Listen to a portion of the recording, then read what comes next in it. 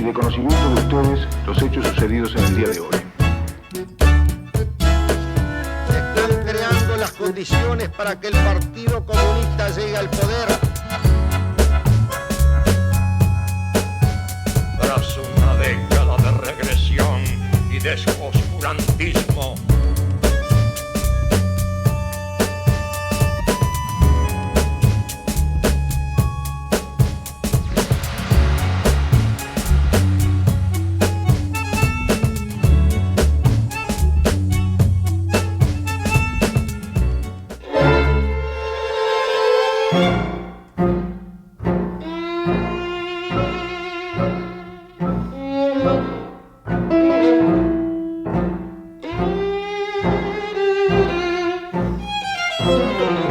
La divulgación de los comunicados 4 y 7 por parte de los militares rebeldes determinó uno de los hechos más polémicos de aquel febrero del 73.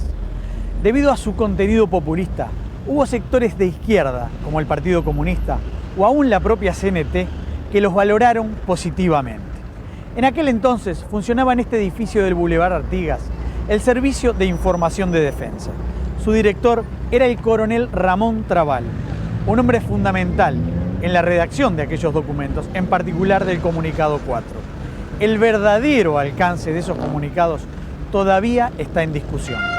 El Comunicado 4 proponía la reorganización del servicio exterior, el combate de los ilícitos económicos, la eliminación de la deuda externa mediante la contención de gastos superfluos, la erradicación del desempleo, la redistribución de la tierra y la permanencia de las Fuerzas Armadas al margen de problemas sindicales y estudiantiles, entre otros puntos.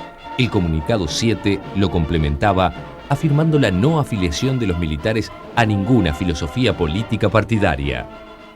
En aquel momento en las Fuerzas Armadas había claramente dos tendencias. Una de lo que entonces se llamaba gorila, es decir, que era lo que llamaríamos una línea militar ortodoxa, es decir, la que preconizaba la actuación de bombero, es decir, si aparece el comunismo, apagamos el incendio y nos vamos, digamos, ¿no? Era una línea, digamos, militar anticomunista, simplemente, que no tenía mucho apego a la política y por lo tanto no quería sustituir tampoco a la política. El hombre más representativo de esta corriente era el general Christie, que tuvo todo el poder en la mano y no lo tomó porque no quiso. Esa es la realidad de la historia, no tenía la vocación política. Y una segunda corriente que se llamaba entonces peruanista, que estaba muy inspirada en lo que era en aquel momento el efluvio de la revolución peruana, que era una revolución militar, digamos, de centro-izquierda, populista, con una reforma agraria, con ese tipo de postulaciones, que después todas terminaron en un gran fracaso, pero que en aquel momento insuflaba el ánimo de muchos militares que decían, bueno, no, podemos ser mañana gobierno, pero titulares no de un golpe, sino de una revolución. De ahí que cuando uno lee esos comunicados, o cuando los leímos entonces, y hoy se ve con mucha claridad, había una fuerte inspiración peruanista. Era claro que quienes estaban redactando esos documentos en ese momento estaban más bien inscritos dentro de esta corriente, cuya figura más importante se consideraba que era el general Álvarez. ¿Lo sorprendieron los contenidos de esos comunicados, en particular del 4, teniendo en cuenta que había ideas populistas y algunas apoyadas por la izquierda? Sí. Había algunas que me preocuparon realmente, ¿no? Bueno, son conocidas, pero es evidente que ahí había cosa de izquierda. Dice después, y no sé si no es en el comunicado 7, no en el 4, rechazan el comunismo, el marxismo y todo eso. Incluso me da la impresión de que el primer comunicado está hecho por algún sector que fue un poco lejos y después que salió otro sector dijo no, esto no, y pongan lo que quieran, pero que nosotros no somos comunistas. Mi impresión es que eso es lo que pasó. Así que realmente los 4 y 7, los comunicados 4 y 7 se prestaban a que existiera por lo menos duda en cuanto a la unidad de las Fuerzas Armadas. Quedó demostrado después que no había ese riesgo, pero en ese momento, en el momento que yo tenía que tomar la decisión, estaba justificado, me parece, pensar que era necesario que alguien encabezara ese movimiento. Los comunicados 4 y 7 son manifiestos políticos, si usted quiere programas de gobierno, en un sentido muy genérico, que son propios de alguien que está tomando y asumiendo el poder. Durante esos días hubo contactos a diverso nivel. Wilson Ferreira, por intermedio de José Claudio Williman, concertó una reunión con el presidente de la CNT, José Delía.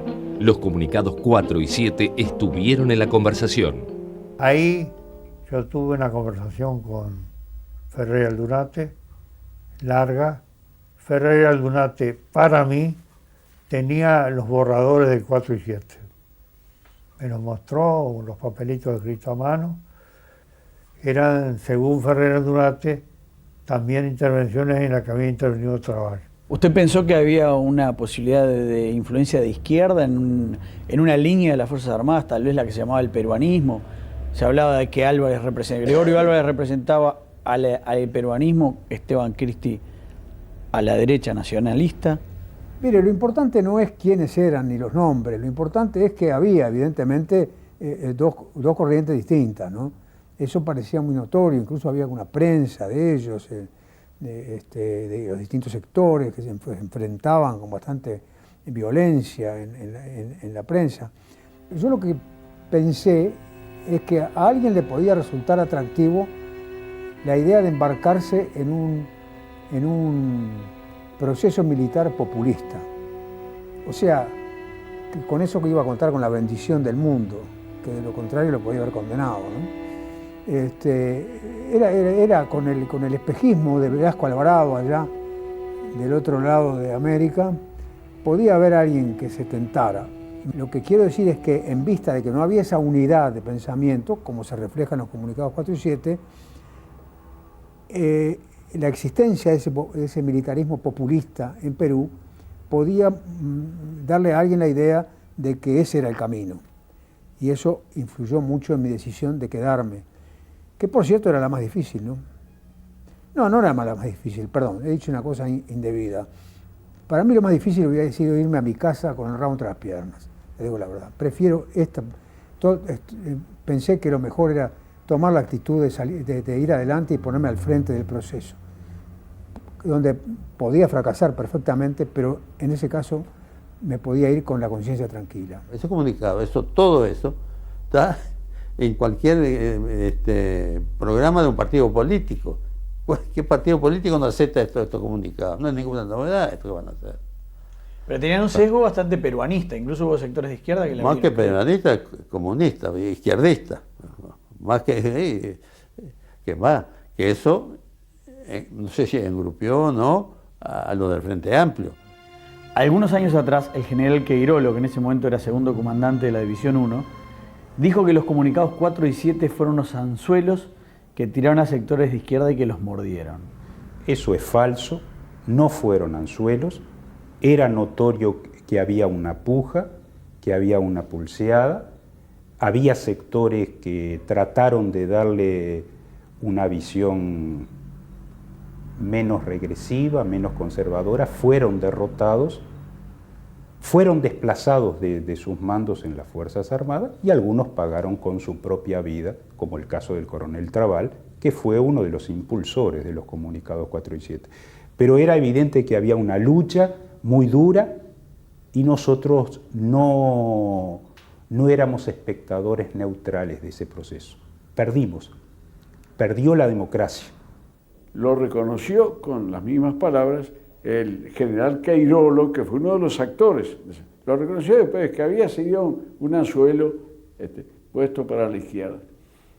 Y ¿qué pasa? Que la idea de que un sector de las Fuerzas Armadas, que las Fuerzas Armadas protagonizaran un acto que supusiera efectivamente llevar al país a los cambios que tenía que operar, hicieron mucha fuerza, sobre todo en el sector sindical y en sectores de izquierda, en algunos sectores de la izquierda. Bueno, los que conocíamos esto sabíamos que no era así, no tuvimos mucha suerte.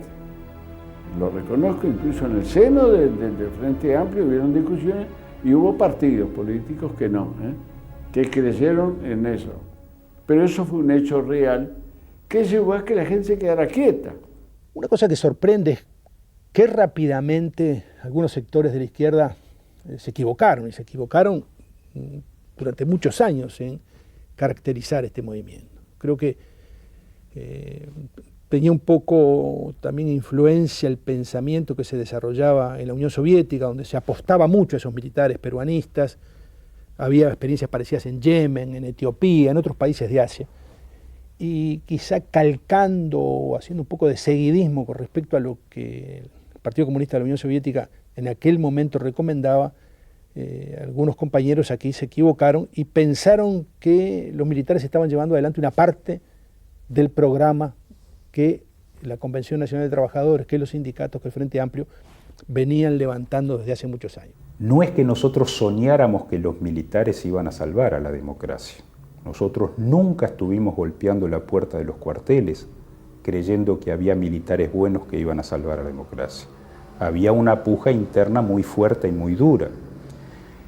Y en ese momento los trabajadores y los sectores de izquierda lo que se buscaba era precisamente evitar una salida derechista que pudiera desembocar en un baño de sangre. Delía y otros dirigentes sindicales también conversaron con los militares. Hubo reuniones con los comandantes en jefe y el general Gregorio Álvarez. Alguna gente piensa o pensó que había una posibilidad de que esto virara hacia la izquierda y pudiera salir alguna solución popular, sin lugar a dudas. Y hubo gente que inclusive estuvo en algún contacto con algún tupamano de aquel entonces. Nosotros formalmente nunca le abrimos una carta de crédito a las Fuerzas Armadas. Sí tuvimos contacto con las Fuerzas Armadas, que yo recuerdo 2 veces. Ahí se estuvo con un grupo de militares, de los más connotados, Chapepose, después estaba también, te dije, el Goyo, que fue uno de los factores y que habló muy poco. Uno de los aspectos más negativos del error ante los comunicados 4 y 7 fue que una parte de la dirigencia civil democrática, el aliado natural de la izquierda en el Parlamento, que era el Movimiento por la Patria, se sintió defraudado y hasta decepcionado y en cierto sentido hasta traicionado, cuando en febrero una parte del movimiento sindical, en lugar de defender las instituciones y decir, no, señores, este movimiento militar va contra la Constitución y está transformando el sistema político uruguayo, lo está haciendo más autoritario, en lugar de eso, bueno, acogió, le dio cierta hospitalidad, cierta credibilidad al movimiento militar. Entonces a partir de ahí hubo una especie de desconfianza del ferreirismo hacia la conducción de la CNT y hacia una parte del Frente Amplio que creo que afectó. Estos portones de la residencia presidencial de Suárez y Reyes vieron pasar mucha gente en febrero del 73. Militares, políticos, miembros del gobierno, que venían a plantear sus ideas o a tratar de imponerlas en la búsqueda de una salida a la crisis institucional. El país se jugaba su destino en un proceso dramático durante el cual el eventual relevo del presidente Bordaberry fue una de las variables planteadas por diversos actores.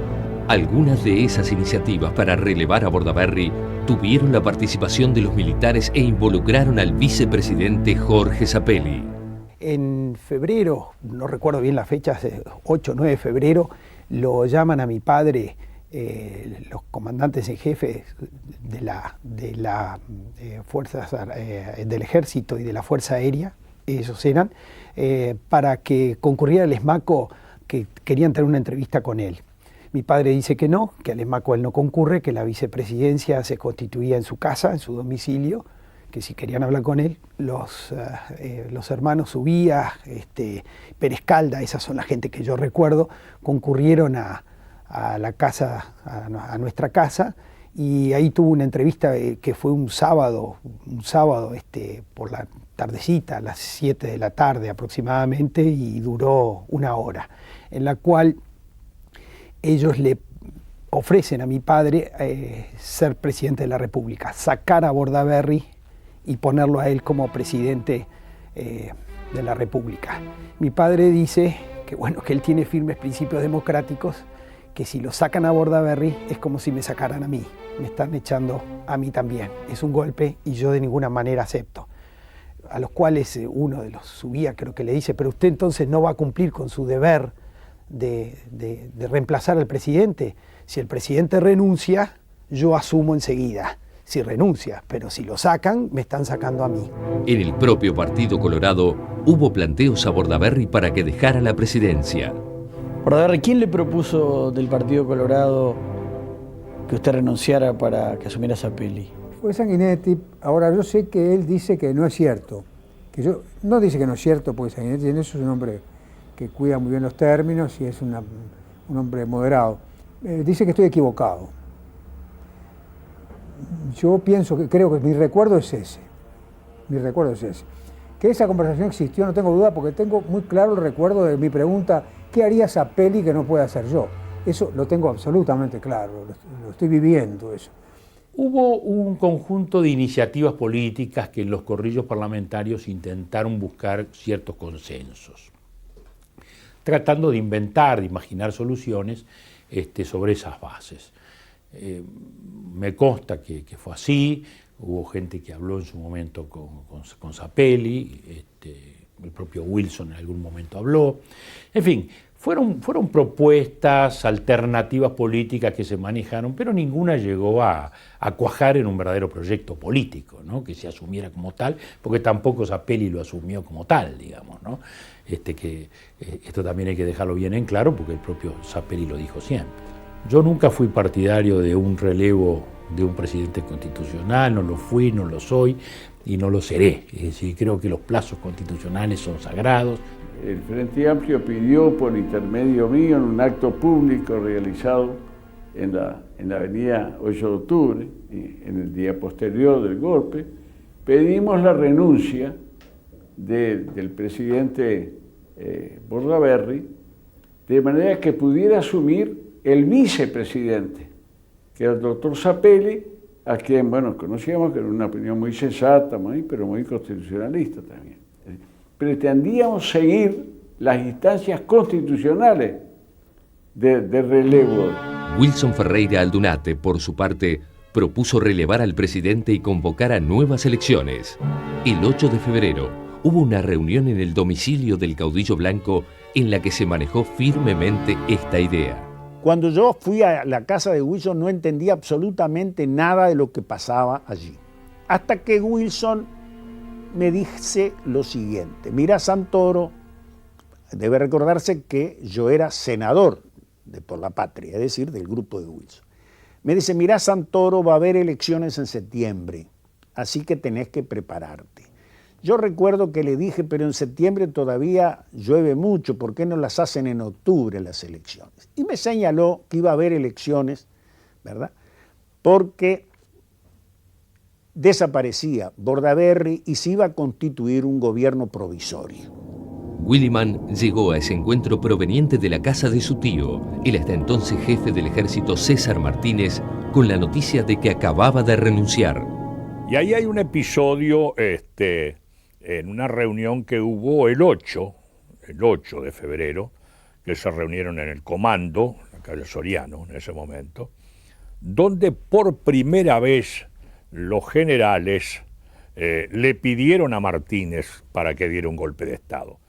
Y ahí Martínez dijo que de ninguna manera, que no debía darse y que no lo iba a dar. Ventura Rodríguez dijo, yo es una barbaridad, estoy de acuerdo con Martínez, eso no se debía hacer.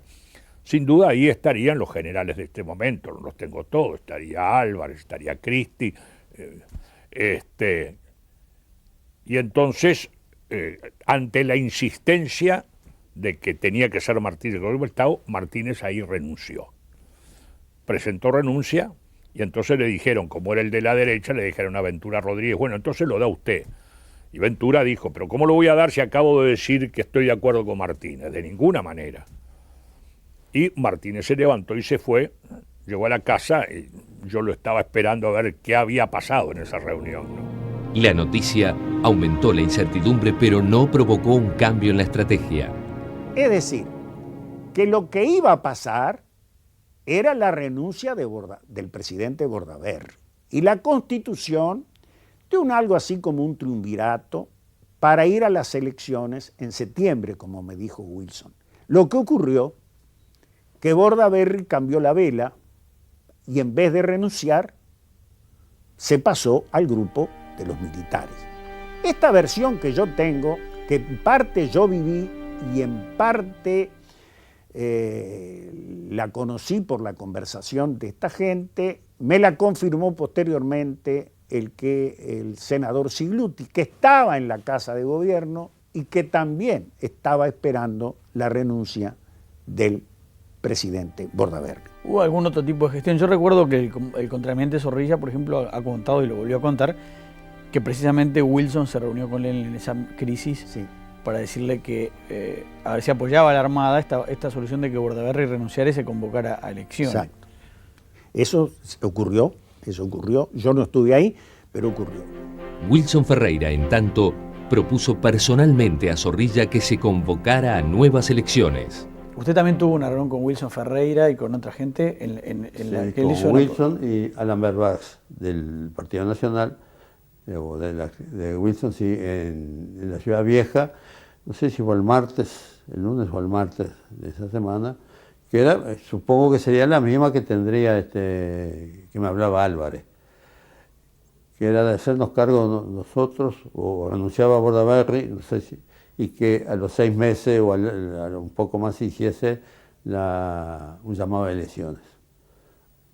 Habló de doble vuelta, balotaje, porque yo dije, pero eso no, pero si se renuncia a Bordaberry hay un suplente, que era Zappelli, y si renuncia a Zappelli, hay otro, la Constitución nuestra marca una sucesión de quienes se hacen cargo de la presidencia. Y dice, no, tiene que hacerse cargo usted y llamar a elecciones. Digo, pues nosotros no podemos. Y él dice que ya se encargaría de una ley constitucional, de sacar una ley o hacer una ley constitucional legalizando eso. Bueno, pero no nos pusimos de acuerdo. Dije que no, que muchas gracias, pero que no, esa no era, no aceptaba esa propuesta. ¿Usted supo que en algún momento Ventura Rodríguez, el general Ventura Rodríguez, le hizo la misma propuesta a Álvarez? No, supe después. Eso fue así. Y los episodios que el libro Estado de Guerra narra sobre los planteos que hizo Wilson, concretamente a los comandantes a través del general Ventura Rodríguez, a el sistema político a través de sus portavoces más visibles y al propio gobierno a través de Jorge Zappelli, y después cuando la crisis de febrero a la Armada a través del contraalmirante Zorrilla, ese planteo estaba. El planteo nunca estuvo destinado a busquemos una fórmula institucional para que yo sea presidente. El planteo era no se puede seguir con Bordaberry porque Bordaberry ya aceptó, como él mismo lo dice en el libro, la idea de que las Fuerzas Armadas son institucionalmente las depositarias del poder y de los altos valores de la nación. Los demás sectores, por lo tanto, se tienen que subordinar a sus decisiones. Bueno, cuando la cabeza más representativa del sistema político dice eso, hay que cambiarla. Y no cabía dudas, además, de que a esa altura Wilson había despertado tales expectativas que en un caso de balotaje la masa del electorado frentista hubiera votado por él en la segunda vuelta y era el presidente indiscutidamente. Ahora, que eso fuera así, no puede llevar a decir, bueno, cuando este señor quiere elecciones es porque quiere ser presidente. Que quería ser presidente, más bien. ¿Cómo no iba a querer ser presidente? Si creía que le habían robado las elecciones, si se consideraba en condiciones de ser buen presidente, tenía un enorme respaldo popular. Ahora, ¿qué pretendían? Que además él, además de salvar la institucionalidad, dijera, y eso sí, además, si hay elecciones no me presento porque las gano. No. Indudablemente, además al país le haría bien que fuera presidente el que en ese momento tenía las grandes mayorías. Wilson incluso le sugiere a Zappelli que se quede él. Y que incluso el Partido Nacional está dispuesto, es decir, el objetivo no era ser presidente, el objetivo era preservar la estabilidad institucional. Incluso Wilson le dice a Zappelli, estaría dispuesto, aunque no me gusta y no estoy de acuerdo, a elevar la instancia de respaldo a la que estuve dispuesto al inicio de y poner ministros. ¿El relevo de Bordaberry y nuevas elecciones hubiera sido una buena solución? Sí, yo creo que sí. Se intentó de algunas maneras complejas que establece la Constitución. Por ejemplo, hubieron dos, que se analizaron las dos.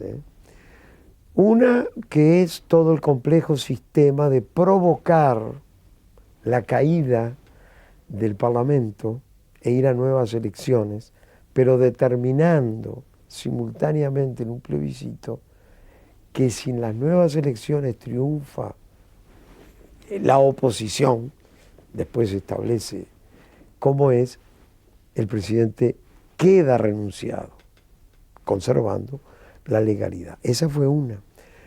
La otra, que lamentablemente, porque las circunstancias no siempre son como uno desea, estaba muy clara. Fue el juicio político a Bordaberry. El juicio político, según cuenta García Acosta, estaría basado en el hecho de que el gobierno, en su memoria anual, había ocultado la venta de parte del oro en poder de Uruguay. Era gravísimo. Los que hablamos del Partido Colorado, y hablamos con gente que era del sector que había votado a Bordaberry, estaban de acuerdo, aceptaban. Pero alguien cometió una gravísima indiscreción que llegó a oídas de quien no debía llegar. El 13 de febrero se produce un hecho definitorio.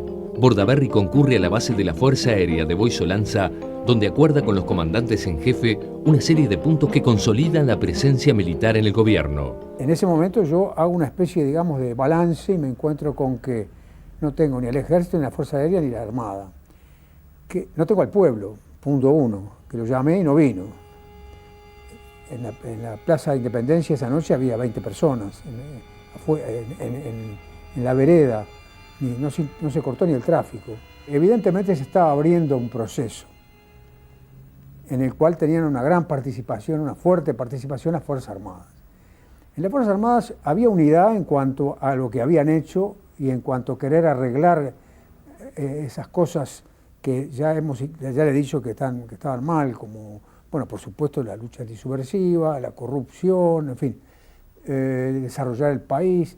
En eso había unidad, pero no, por lo menos no era seguro que hubiera total unidad en cuanto a las ideas. Eso está expresado en los comunicados 4 y 7, que tienen expresiones contradictorias entre sí, ¿no? Entonces me pareció en ese momento, pesándolo con la responsabilidad que puede tener un hombre frente a su propio destino histórico, me pareció que mi obligación era tratar de conducir ese proceso con las Fuerzas Armadas y no abandonar todo a que saliera lo que Dios quisiera. Esa fue la razón por la cual yo decidí seguir. Fui a Boisolanza, ahí fui, ya no estaba la Armada, Zorrilla ya había renunciado y los partidos políticos no presentaban de ninguna manera una unanimidad de apoyo. Así que ahí fui a Boisolanza y ahí nos arreglé con las Fuerzas Armadas en una reunión muy breve, mucho más sencilla y mucho más cordial de lo que puede imaginarse. El efecto más importante, a mi juicio, desde el punto de vista institucional, de la reunión de Boisolanza fue la creación del COSENA, que significó institucionalizar la presencia de las Fuerzas Armadas en la gestión de gobierno o en el gobierno, ¿no? Eso, digamos, puso orden en el ímpetu que las Fuerzas Armadas tenían hacia querer hacer todas esas cosas que veían que estaban mal. Toda la acción militar quedó, al estar institucionalizada, quedó encaminada dentro de carriles. El acuerdo entre el presidente Bordaberry y los mandos militares, celebrado aquí, en la base de la Fuerza Aérea de Boisolanza, selló el febrero amargo. El presidente, luego de una pulseada crucial, se volcó por las Fuerzas Armadas. Era el reconocimiento explícito del nuevo poder militar que emergía. Solo quedaba un paso para el 27 de junio y la disolución de las cámaras.